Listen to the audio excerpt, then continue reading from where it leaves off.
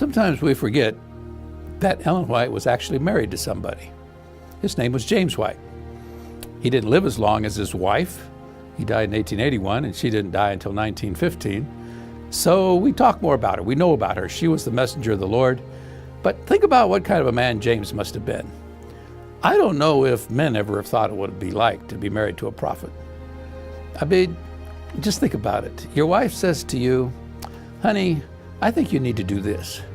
Or, honey, I think you need to do that. What if your wife said to you, honey, the Lord has shown me that you should do this. Or the Lord has shown me that you should do that. Well, sometimes that happened to James. And James was a strong personality. He would not naturally just do what somebody tells him to do. And yet, the evidence is that over and over, when God spoke through Ellen White with a special message for her husband, he accepted. Now, he didn't always know exactly how to make things happen. Think about the first paper, our first little paper, The Present Truth. She had the vision in late 1848, and she was shown that this paper would be small at first, and it should be like streams of light that would go clear around the world. That's November 18, 1848. And when she came out of the vision, she told him that he should start a little paper. He had no idea how to start a paper. Now, that's different than refusing. He just didn't know how to do it. And it wasn't until July of 1849, so several months later, that James White actually brought out the first issue of The Present Truth. Throughout his life, he was always doing things. He was a very active man. I think that sometimes he may have embarrassed his wife a little bit because he was so energetic and so creative and all. One time she was not feeling well. She was sick, and they were traveling. And they came into Kalamazoo, Michigan, and they had speaking appointments there. They were going to get off the train in Kalamazoo.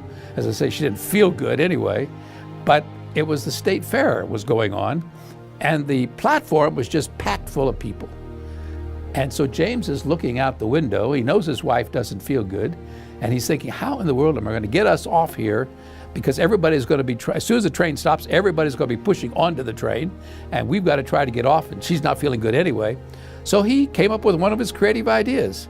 He just picked her up, and he said, make way, sick woman, make way, sick woman. And everybody started parting, and they got off, and somebody pushed off their luggage, and they made their appointment. To give you another idea about James and the kind of creative, he didn't let things bother him a lot.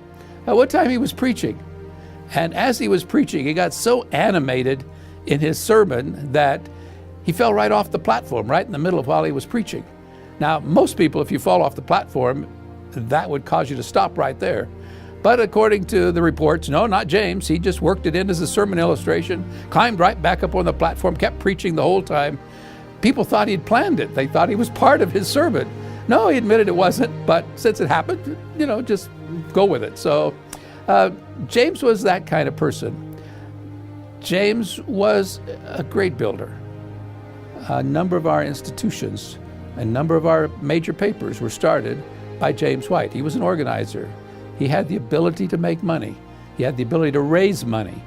And when you look at lists of donations, it might embarrass us today if we did what they did back in those days, but in those days, if there was some appeal for means, then they would print right in the church paper, in the review, how much, they would list you by name and how much you've given and what city you lived in. So everybody knew whether you gave or not. But James and Ellen were always right at the top of the list. They gave to everything. And James had to make money. I mean, how else could he make all those kind of donations? Some from the royalties from his wife's books, and some, of course, from things that he sold and things that he did. But he was a very creative individual, and I know sometimes I've asked young girls when they look at these pictures of James and Ellen White, and he, of course, is bald-headed, and he's got a big beard, and he looks old, and I'll say to the girls, what do you think Ellen saw in him? Why do you think she ever wanted to marry him? And of course, they usually laugh, but what she saw in him was a creative man who was thoroughly committed to God, and one that loved her. Now, of course, they did have some stresses in a marriage, like any marriage, but loved her. He once wrote that she was the crown of his rejoicing, and in turn she said about him, she thought he was the best man that ever trod shoe leather. So they had a working relationship focused on advancing the kingdom of God, one that was built on mutual respect, and one that when you get to know James a little bit, you can understand what she saw in him.